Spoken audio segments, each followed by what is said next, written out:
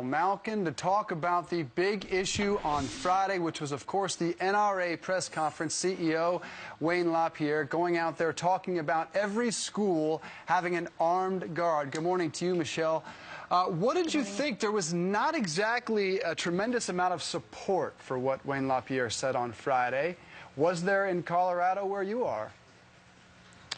There was a lot of support for many of the ideas that the NRA put forward, but they have faced what I've called the post-Newtown witch hunt over the last week. It's rather unfortunate because there should be a time of sober reflection and an inclusive time for every American with a diverse viewpoint to be a participant in the national conversation about gun violence, about the culture, and somehow so many people, particularly in the crazed anti-gun liberal media, have demonized the NRA and its millions of law-abiding, peaceful gun owners who are practicing their constitutionally protected Second Amendment rights.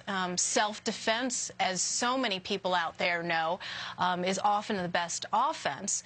And they put forth some very good ideas that have been embraced across the country in school districts in Oklahoma, in Texas. There are many armed teachers in this country, and they deserve a voice too. Absolutely. You talked about a reasoned discussion, though. That was what a lot of many conservatives thought was missing from this press conference. And you mentioned the liberal media, but the New York Post on the front page today calls him a loon, the NRA loon, in a bizarre rant over Newtown. And that they felt what it was missing. I heard some conservatives claim that it was tone deaf, the press conference. Tone deaf because it didn't address assault rifles and anything else other than attacks on the media. Seemed to be his focus. Yeah, well, let me say this. Unfortunately, the Second Amendment groups, lobbyists, activists are damned if they do speak up and damned if they don't. Because for a week you had a lot of hypocritical attacks and a lot of these zealots who criticized them for maintaining what I thought was a very respectful silence in the immediate aftermath of the massacre. And then when they do come forth with some very practical ideas that have worked, and as I say, ideas that school districts across the country have embraced, they're ridiculed for it.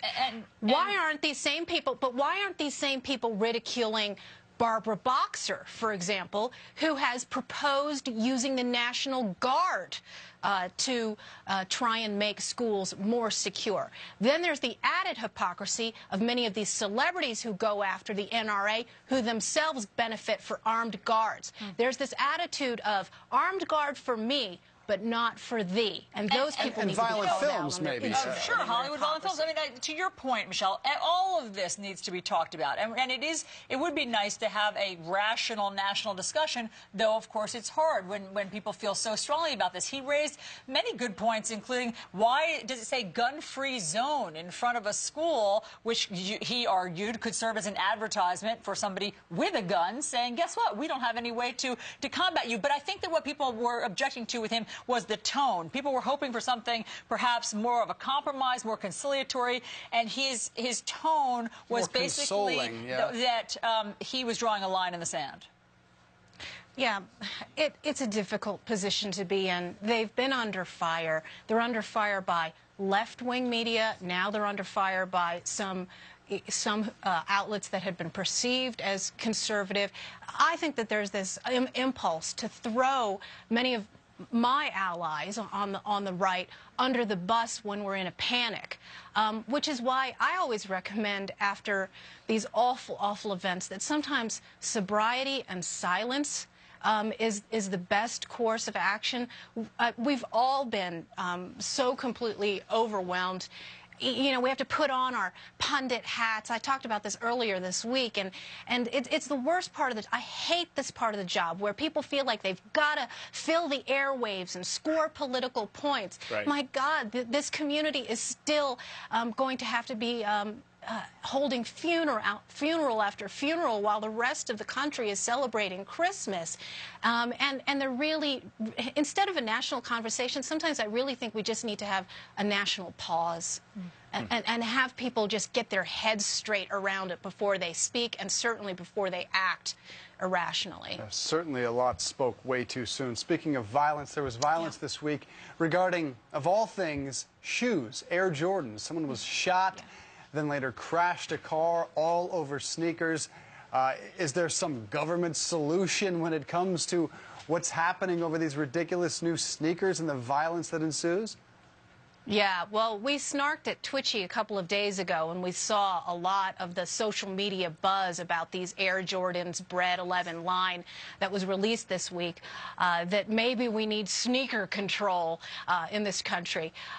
We were half joking, but of course now with many of these outbreaks happening, people lined up, the outrage, the blood pressure rising all over a stupid pair of sneakers, especially coming a week after Newtown. It really does make you question where people's values are in this country. And I think this was a theme that you heard a little bit from Wayne LaPierre too, and that doesn't get a lot of play. And there have been a lot of commentators on our airwaves who've pointed out that it's a culture thing. It's not the gun, it's not the specific pair of shoes, it's why don't we value and respect life anymore, for God's sakes? And then you put in, and one of the things he also brought up was the amount of legislation. So you put in 20,000 gun laws. You want to add another sneaker law to this mix as well? And what does that end up doing for us? You know, it's this frenzy, it's this impulse, it's this knee-jerk need to regulate and agitate and legislate instead of looking inward and asking where's people's restraint? Right. You know, where's people's focus on the things that really matter to us? It is a reflective holiday time right now. I mean, thinking about this Christmas and thinking about those families up there, I think a moment of national pause might be exactly what everyone We all should at Christmas time. Michelle, thank you very much for being with us. We appreciate it. Merry Christmas to you. Thanks, Michelle. To you, too. Take care.